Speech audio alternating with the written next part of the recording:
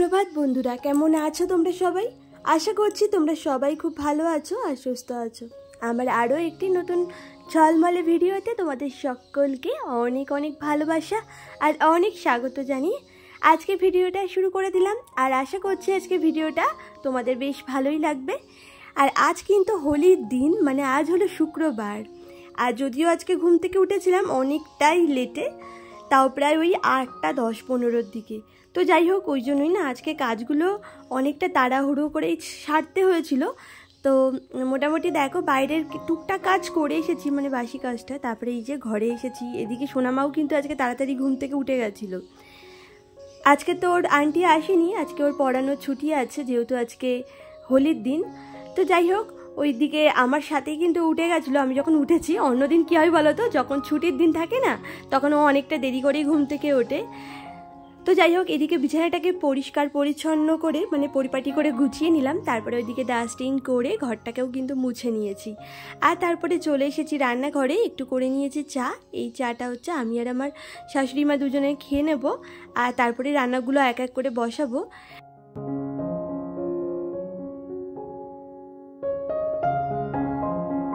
আর আজকে ব্রেকফাস্টের জন্য করছি লুচি আর সাথে করছি আলু চচ্চড়ি।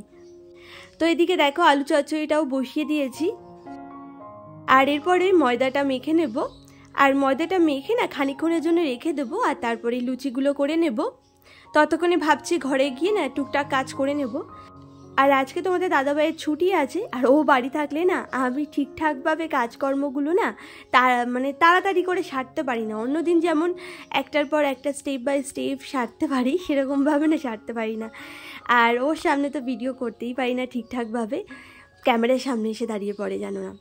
তো যাই হোক, এদিকে দেখো এখন এই যে ময়দাটাকে খুব ভালো করে কিন্তু মেখে নিলাম। আর তারপরে একটু তেল মাখিয়ে না ময়দাটাকে রেখে দেবো। এইভাবে রাখলে ময়দাটা বেশ নরম হয়, মানে লুচিগুলো কিন্তু খেতে খুবই ভালো লাগবে, বেশ নরম তুলতুলে হবে। আমার ডোলা বিশ্বাস আইডি থেকে একটা দিদিভাই আমাকে কমেন্ট করেছিলে যে দিদিভাই আমি তোমার পরিবারে চলে এসেছি, তুমিও আমার পরিবারে চলে আসো। তো তোমাকে বলছি দিদিভাই, আমি অবশ্যই তোমার পরিবারে যাব। শুধু তোমার বলছি কেন, আমাকে তোমরা যারা যারা কমেন্ট করো আমি প্রত্যেকের পরিবারে গিয়ে ঘুরে আসব। তবে কি বলো তো, এই ধরনের কমেন্টগুলো তুমি কাউকে করবে না। এটা কিন্তু ইউটিউব স্প্যাম কমেন্ট হিসাবে ধরে। তাতে কিন্তু তোমার চ্যানেলের রিচ ডাউন হয়ে যাবে ধীরে ধীরে। কারোর ভিডিও তোমার যদি ভালো লাগে, তুমি তার ভিডিও দেখে ছোট করে একটা কমেন্ট করে দেবে, তাতেই কিন্তু হয়ে যাবে। কেউ চাইলে এমনিতেই তোমার চ্যানেলে গিয়ে তোমার ভিডিওটা দেখে আসবে। মোটামুটি সকালের ব্রেকফাস্টটা হয়ে গেছে, এখন আবার এই বাদবাকি রান্নাগুলো করব। আর আজকে চিকেন ফ্রাইড রাইস আর সাথে চিলি চিকেন বানাবো। তো ওইদিকে চিলি চিকেনের জন্য কালকে কিন্তু ম্যারিনেট করে রেখেছিলাম মাংসটাকে। আর আজকে ওই অ্যারারুট আর একটু ময়দা দেবো, সেটা দিইনি, সেটা ছাড়া এমনি বাদবাকি যা যা দেয় সব কিছুই দিয়েছিলাম। আর এই যে এখানে চালটা ভিজিয়ে রেখেছি। তো যাই হোক, এদিকে দেখো এই যে সকালে কিন্তু চালটা ভিজিয়ে রেখেছিলাম, এখন ভালো করে বেশ ভেজানো হয়ে গেছে। আর অনেকক্ষণ ভেজানো অবস্থা থাকলে না ভাতগুলো বেশ লম্বা লম্বা আকারের হবে আর বেশ ভালোই হবে। আর ওইদিকে সকালে যে লুচি করেছিলাম খানিকটা ময়দা মাখা বেঁচে গেছে, তো ওটা দেখো ফ্রিজের মধ্যে ঢুকিয়ে দিলাম। এত জিনিস হয়ে গেছে না ফ্রিজে, যে ফ্রিজের একদম অবস্থা খারাপ, তাই তোমাদের সাথে ভালো করে দেখালাম না। পরে ফ্রিজটাকে পরিষ্কার করে দেবো, আর রান্নাবান্নাটা সারি। আর কোনো একটা অকেশনের সময় দেখবে এই রান্নাবান্নার একটা ঝামেলা কিন্তু থাকেই। তো দেখো কীভাবে আমি চিকেন ফ্রাইড রাইসটা বানাচ্ছি তোমাদের সাথে অবশ্যই শেয়ার করব। আর চিলি চিকেনটাও সাথে শেয়ার করব। তো দেখে তোমরা বলো কেমন হয়েছে রান্নাগুলো।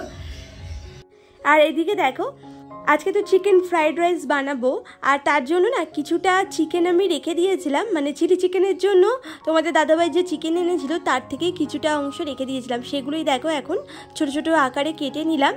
আর এর মধ্যে খানিকটা না হাড় ছিল, তো হাড়গুলো ছাড়িয়ে নিলাম, কারণ এই রেসিপিটা একদম বোনলেস চিকেন দিয়েই করতে হয়। তো যাই হোক, এরপরে দেখো এখন চিকেনটাকে ম্যারিনেট করে নিচ্ছি।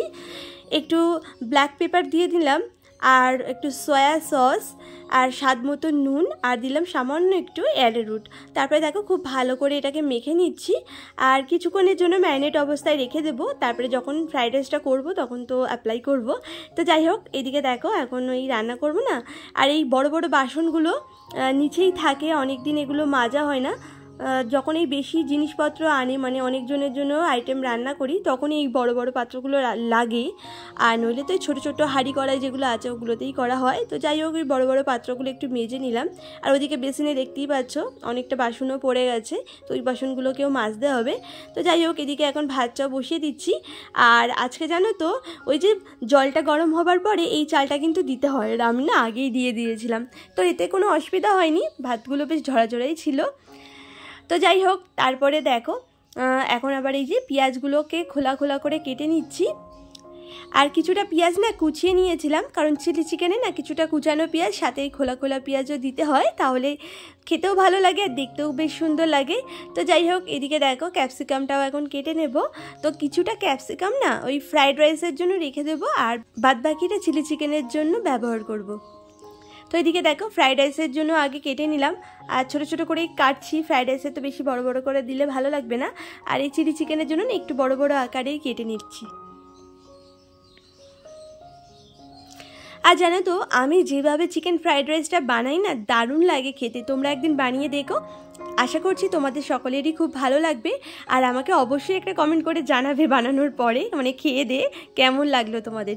তো যাই হোক, এদিকে দেখো চিলি চিকেনের জন্য সমস্ত কিছু দিয়ে না আমি গতকালকেই ম্যারিনেট করে রেখেছিলাম চিকেনটাকে, শুধুমাত্র এই যে অ্যারারুটটাই দেওয়া হয়নি আর ময়দাটা। তো কালকে একটা ডিম দিয়েছিলাম এর মধ্যে, তাও ভাবলাম কি আরেকটা দিলে ভালো হবে, যেহেতু এখানে 1.5 কেজি মতো মাংস আছে, তো আরও একটা না ডিম দিয়ে দিলাম। আর ওই অ্যারারুট দিলাম 2 চামচ, আর 1 চামচ মতো ময়দা দিয়েছি। তো খুব ভালো করে না তারপরে মেখে নিলাম। এরপরে দেখো একে একে সমস্ত চিকেনগুলোকে ভেজে নেব। আর বেশি কড়া কড়া করে ভাজবো না, বেশি কড়া কড়া করে পকোড়া খেলে ভাজলে ঠিক আছে, তবে চিলি চিকেনে না খুব একটা বেশি কড়া কড়া করে ভাজতে নেই, তাহলে না শক্ত মতো হয়ে যায়। তো যাই হোক, এদিকে দেখো এপিট ওপিট উল্টে কিন্তু ভেজে নিয়েছি, তারপরে এক এক করে সব তুলে নিলাম। আর এরপরে দেখো বাদ বাকিগুলো সব দিয়ে দিচ্ছি। প্রথমবার না হাত দিয়ে দিয়েছিলাম, তারপরে ভাবলাম কি হাতটা তো ধোয়া হয়ে গেছে, তো খুন্তি দিয়ে দিই। তো দেখো খুন্তি দিয়েই কিন্তু দিয়ে দিলাম। আর ওইদিকে না একটু গাজর আর বিনস সেদ্ধ হতে বসিয়ে দিয়েছি ওই ফ্রাইড রাইসের জন্য। হালকা করে বয়েল করে নিলে না বেশ ভালো লাগে গাজর বিনসটা, আর ভেজেও করা যায় কিন্তু তাতে দেরি হয়। তো যাই হোক, এরপরে দেখো এখানে রসুন আর আদা একটু গ্রেট করে নিচ্ছি। তো এই গ্রেট করা আদা রসুনটা আমাকে ফ্রাইড রাইসেও লাগবে, এমনকি চিলি চিকেনেও লাগবে। চিলি চিকেনে কিন্তু আমি আদা রসুন পেস্ট এই দেখো দিয়ে দিচ্ছি, তা সত্ত্বেও কিন্তু ওইদিকে গ্রেট করে নিয়েছি, কারণ গ্রেট করাটাও ওই খানিক বাদে না দিয়ে দেবো, তাহলে ভালো লাগবে, মুখে বাদতে বেশ সুন্দর লাগবে।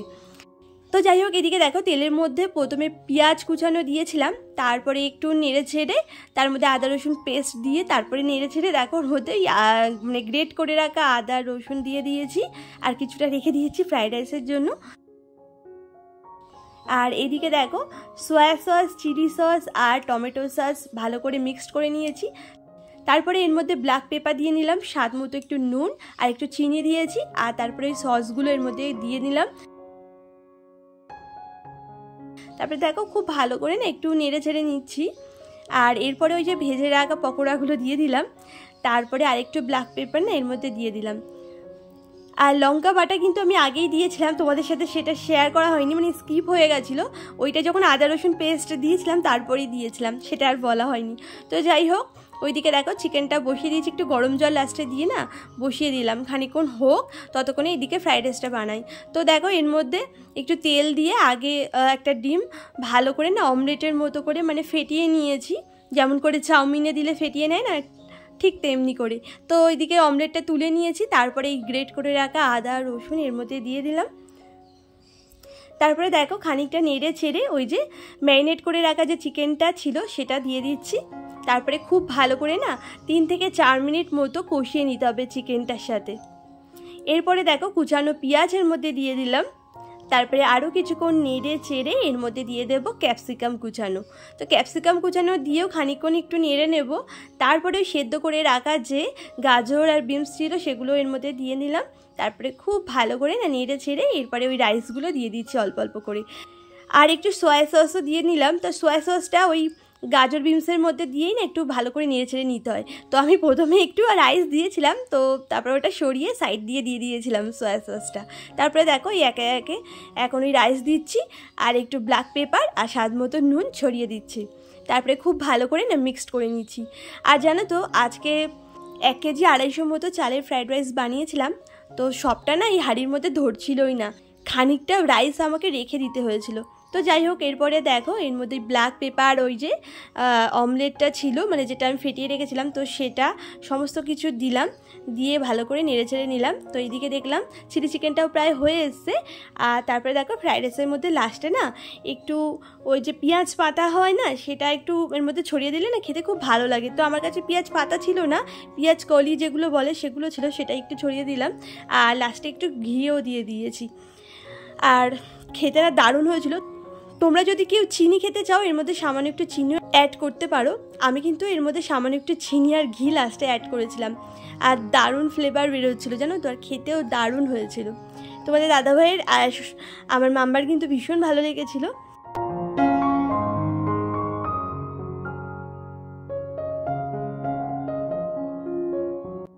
তো যাই হোক, এদিকে দেখো এখন মাম্মাকে আগে খেতে দিয়ে এলাম, তারপরে এই যে তোমাদের দাদাভাইয়ের জন্য এখন খাবারটা বেড়ে নিচ্ছি।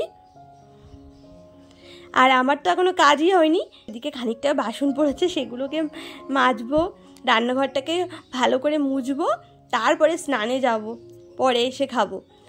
ওইদিকে মাম্মার আর ওর বাবার দুজনেরই খিদে পেয়ে গেছে, তাই ওদেরকেই আগে দিয়ে এলাম।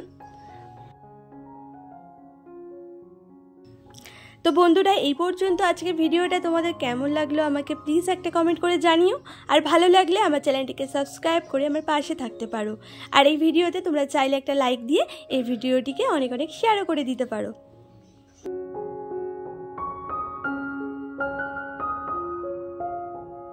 এই নাইটিটার সাথে আরেকটা হলুদ নাইটি নিয়েছিলাম, আগের দিন তো তোমরা দেখিয়েছিলে একটা হলুদ কালারের নাইটি পরেছিলাম, এরকম স্লিপলেস, তো এরকমই।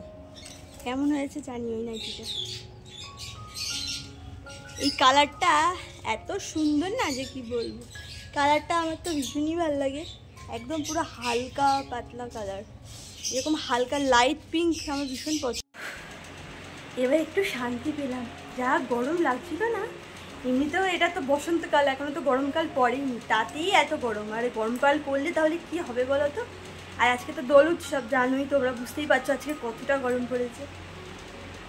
এখন স্নান টান করে ঘরে এলাম, আর এই যে নতুন নাইটিটা পরে নিয়েছি। এই কালারটা না এতটা সুন্দর যে কি বলবো, খুবই একদম হালকা কালার, এটা পিঙ্কের মধ্যেই, ঠিক মানে পিঙ্কও না, মানে কি কালার বলবো। নাইটিটা পরে কেমন লাগছে কমেন্ট করে বলো। আমার হেবি পছন্দ হয়েছে। তোমাদের দাদাভাই দুটো নিয়ে এসেছিলো, একটা হলুদ রঙের আর একটা এই যে এই রঙের, আর দুটোই পছন্দ হয়েছে। হলুদটাও একদম ক্যাটক্যাটে হলুদ না, একদম হালকা হলুদ। আর এই যে মাথায় শ্যাম্পু ট্যাম্পু করে নিয়েছি, এবার সিঁদুর টিঁদুর পরে একটু রেস্ট নিব, তারপরে বিকালে আবার তোমাদের সাথে কথা হচ্ছে। এখন স্নান করে অবশেষে একটু শান্তি পাচ্ছি। এতক্ষণ এই গরমের মধ্যে রান্নাবান্না করা মানে বিরাট ব্যাপার। আর আজকে তো দোলের দিন, মানে শুক্রবার, তোমরা তো জানোই শুক্রবার দিন ঠিক কতটা গরম পড়েছিল, এই দিন কিন্তু বিরাট গরম পড়েছিল। আর এই গরমের মধ্যে না আগুনের সামনে দাঁড়িয়ে দাঁড়িয়ে রান্না করতে খুব কষ্ট হয়। তারপরে আমার দুবার অপারেশন হয়েছে পেটে, আর তার জন্য না মাজার মধ্যে তো ইঞ্জেকশান দিতে হয়, তো সেজন্য বেশিক্ষণ দাঁড়িয়ে দাঁড়িয়ে কাজ করলে মাজায় না খুব যন্ত্রণা করে, বেশিক্ষণ দাঁড়িয়ে দাঁড়িয়ে কাজ করতে পারি না, তো আর কি করা যাবে। তো যাই হোক, এদিকে দেখো স্নান করে এখন কিন্তু একটু ভালো করে রেডি হয়ে নিচ্ছি, মানে সুন্দর করে একটু সেজে গুজে নিলাম আর কি।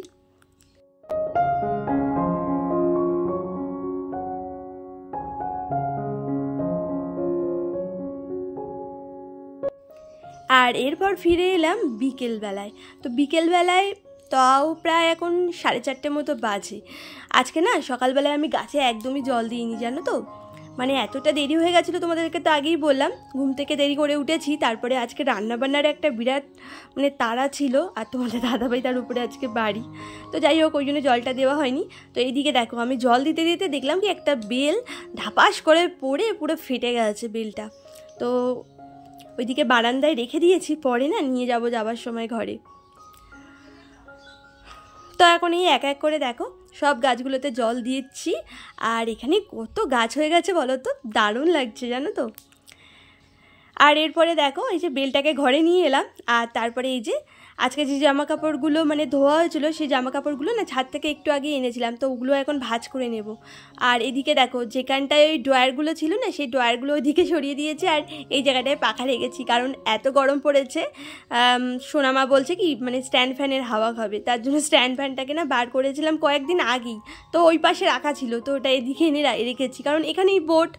এবার এখানে যদি ওই ড্রয়ারটা থাকতো তাহলে স্ট্যান্ড ফ্যানটা রাখতে পারতাম না, ওই জন্য ড্রয়ারটাকে ওইদিকে সরাতে হয়েছে। তো ওইদিকে রেখে কেমন লাগছে আমাকে অবশ্যই কমেন্ট করে বলো। তো যাই হোক এদিকে দেখো টুকটাক জামা কাপড় ছিল সেগুলোকে ভাঁজ করে এখন ওয়ার্ড্রপের মধ্যে গুছিয়ে রাখলাম। আর তারপরে এই যে ওয়ার্ড্রপের উপরটায় দুনিয়ার যত জিনিস সমস্ত দেখো ছড়ানো আছে, তোমাদের দাদাভাইয়ের জিনিস, মাম্মার এটা সেটা তো আছেই, তো সমস্ত কিছু একটু সরিয়ে সরিয়ে মানে গুছিয়ে নিচ্ছি আর কি। তো চলো বন্ধুরা, আজকের ভিডিওটা এই পর্যন্ত শেষ করলাম। আশা করছি তোমাদের সকলের ভালো লেগেছে। সবাই ভালো থেকো, সুস্থ থেকো।